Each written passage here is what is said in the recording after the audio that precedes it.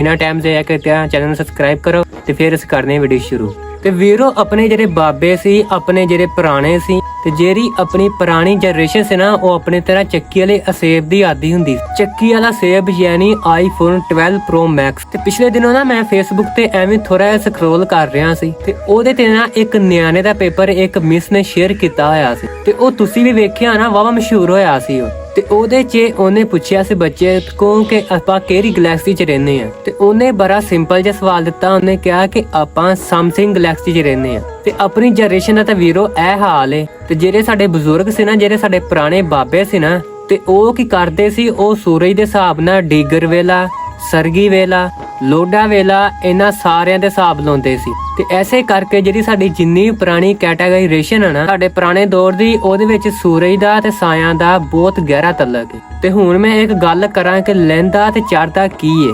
ਤੇ ਤੁਸੀਂ